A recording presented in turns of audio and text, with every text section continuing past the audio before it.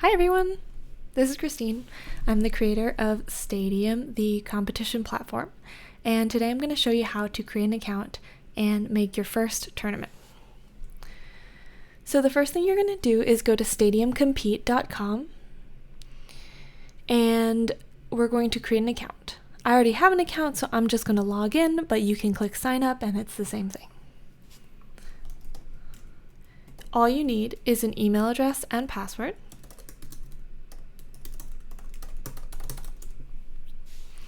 And once you're logged in, it should look pretty much the same, except now you have a link to my account in the main navigation.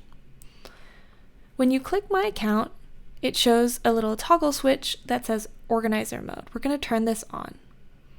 So you'll notice once you turn organizer mode on, you'll now see a link to the admin dashboard in your main navigation, as well as some other tabs here.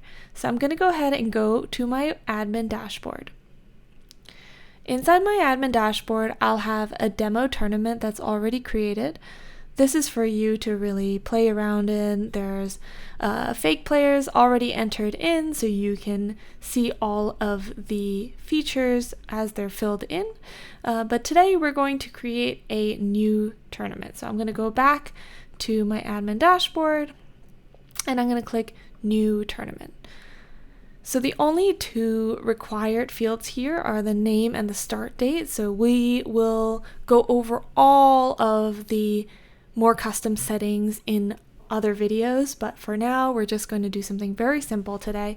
So I'll put in my test tournament. Let's call it my November tournament so I can see it more clearly. I'm going to choose my sport and I will leave system as none. So system is your rating system or your sanctioning body. For now we're going to go with no system. I'm going to put in a start date of, let's say, November of this year. And like I said, everything else is optional. The email and phone number here are really just for your players, so they know who to contact in case they have questions about your event. And your tournament location is the venue address. And you want to definitely include the country and the state or province or city, depending on where you are, so that players can find your tournaments. I'm going to leave everything else as it is by default and hit save. All right, so now you should see your new tournament show up in your admin dashboard. There's two ways to click in. So I can click this pencil icon here at the top left, or I can click on the general tournament page. The pencil icon will open up that dialog that we just had, which from now on I'll call the edit tournament dialog, but I want to actually go into the tournament, so I'll click the general thumbnail. All right, now that we're in the tournament, the first thing I want to do is create an event. So what is an event? An event is basically a category or a session. There's a lot of different words for it, but you might name it something like open singles. You can customize the date and the start time of your event, how much it costs per player, whether it's a team event. All of these, again, are more complex features that we will get into later, but today I just want to do the most basic event. So I'm going to hit save, and now you've created your first event. The next most important thing to do is add players. So there's two ways to add players. You can either go into the search players drop down and then click new player, or click new player directly. Either way works, same thing. So I'm going to click new player and I'm going to put in my name. So here you can put in as much or as little information for each player as you'd like. So different tournaments require different amounts of information. This information is visible just to you as the admin. So on the public side, you won't see things like date of birth or their phone number or their email, so you don't have to worry about that. I'm going to make sure that I am in the open singles event. This is checked here, and I'll leave everything else blank for now. Actually, I'll add a home club. All right, so once I'm ready, I'm going to save and add new. I'll add 3 more players.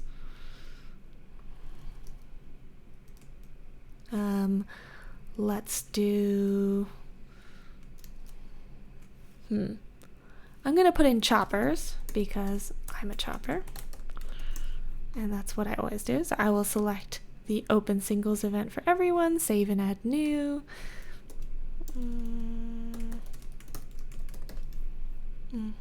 And I'll add one more. All right, great. So that last player, I think I actually forgot to, the last two, I forgot to add them to the event. I just created the players. So I can go into the players tab and add them to the events. The players tab is probably one of the most commonly visited tabs views in your tournament. So this is where you'll see all of your players, what events they're in, how much they've paid, any other notes, whether they've checked in, things like that. So you can edit them here. You can always reference them here. All right, so now I'm going to go back to my open singles event. So same thing as the tournament. If I click the main thumbnail, I'll go through to the event. If I click the pencil icon next to it, it'll open the settings. So I'll click the main thumbnail and go into the event. And now what I want to do in order to start the event, or at least start setting it up, is to create a draw. So I'm going to click New Draw. And there's two options. There's round robin and single elimination. We're currently working on a fully flexible format where you can put in whatever matches you'd like, but that's currently in beta. So I'm going to select round robin. Other people call this group stage or pool stage. There's a lot of words for it, but it's basically when you have players in groups and everyone plays everyone else. For the draw name, I'm just going to put in something simple. You could put in group stage or preliminary round, stage 1. These are all really common names. I'm just going to call it RR for now. And these are your round robin settings. So the two main settings that you want to pay attention to is your ideal group size and how many you want to advance out of the groups. So what this means is that if you have groups of 4 and you want 2 people in each group to advance to the next stage, you'll put 2. If you only want 1 to advance to the next stage, you'll just put 1. And the reason why that's important, even if you don't have a next group stage, is that this affects the order of play. So if you have only one person advance, then the last match of that group will be the top 2 players and so forth. I'll explain this in a separate video, but just so you know, these are the 2 settings to think about. So I would set my group size to 4. You can choose all of these other settings to affect your groups. Allowing unrated players to advance is automatically turned on because I don't have a sanctioning body or rating system attached to this tournament, but you may want to turn that off if you have a rating system, for example, and you want to make sure that the people who aren't rated don't advance out of their group. And you have other advanced settings here that I'm not going to talk about at the moment, and I'll just hit save for now. All right, so now you can find your draw in this tab here. So you'll notice that in your event view, you have your draws, your matches, your players, and your final results. I'll be referencing these throughout the video. So in the draw tab, similar to all of the other steps that we've had, we have this pencil icon, and that brings us back to the settings page that we used when we first created the draw. Now you'll see that I've gotten all of these players into a group. Right now I only have 4 players, so they're all in one group. And if I add another player, let's say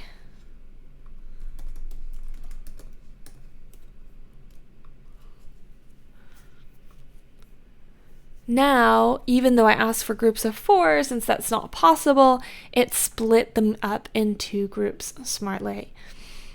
So now I can swap B with B players, A with A players, and so forth by default. So the way to swap is I click one player and then I click the other player that I want to swap with. Just like that.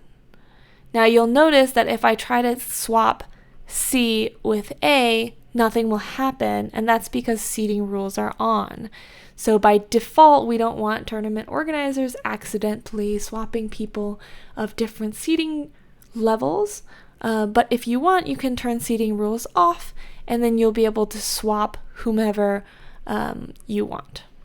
So here we go. I'm going to move Joe Schmo to group 2. Now we have these uneven groups. I can really do whatever I want.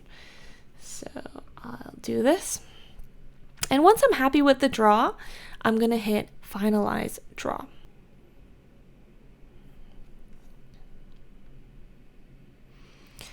Now that the matches are created, you see a slightly different view in the draw stage. So you see the groups, each of them lists the players and their current standings. No one's played a match yet. And you can also look into their matches. So these matches are created in a recommended order of play, as I mentioned before. And you can edit them as an admin on this side and enter scores this way. However, you can also have players enter their own scores. So this is really one of the highlights of Stadium, is that players can enter their own scores. This saves you a ton of time as an organizer, and everyone gets to see live scores as they come in. So I would look over to the mobile view now. I'm going to show you what this tournament looks like on the mobile view. So I'm just going to let's just copy this link over.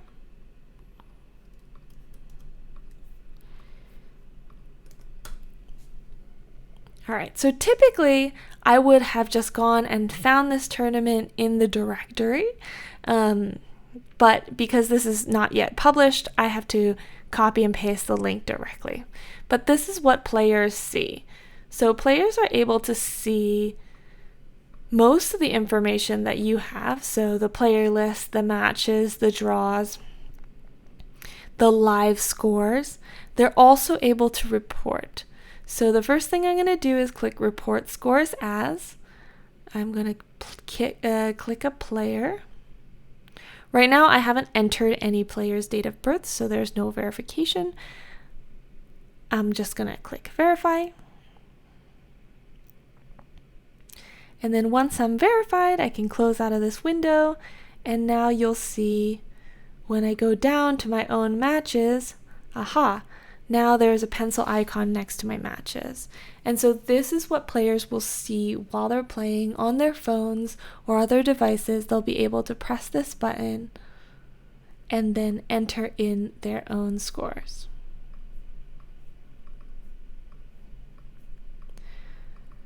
So in the typical version of Stadium, the recommended version, there shows this request to get their opponent to approve the scores before you submit them. And the way they approve them is that you take the scores, you show them to your opponent. If they agree with the scores, they approve them by entering in the last 2 digits of their birth year.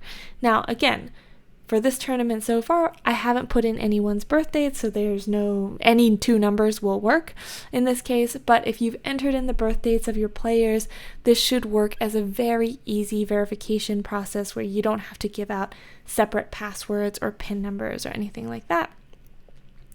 They can, once they put those numbers in, I can hit submit, and now I should see it on my admin side. So I'm going to flip back over to my admin side, and you should see these results have already come in. And then as an admin, all I need to do is click this certification badge here. And as soon as I certify these results, they'll show up in the standings. So until I hit that certify button, in fact, if I uncertify that match, you'll see that the standings are back to 0.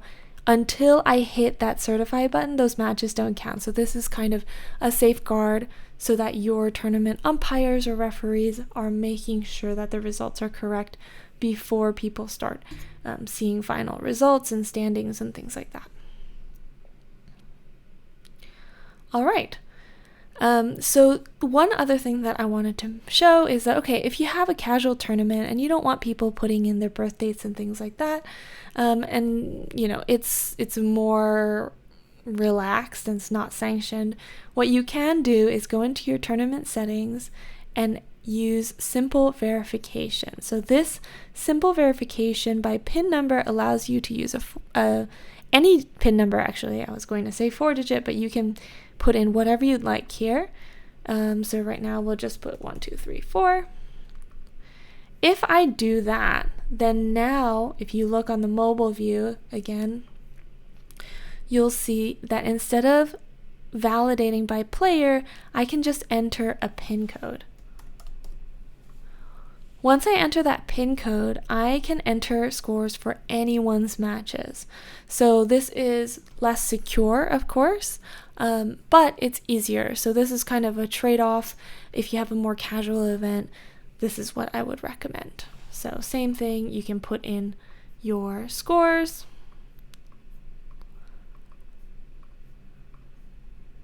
I'm just going to show you also in the admin side, you can see the live scores come in. So as I change these scores, you should see those numbers come in at the same time. And I'm going to hit submit.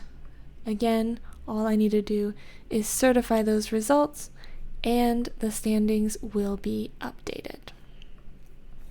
So I'm just going to enter in the scores for the final match so that you can see what it looks like once we've finished a group. So now we finished a group.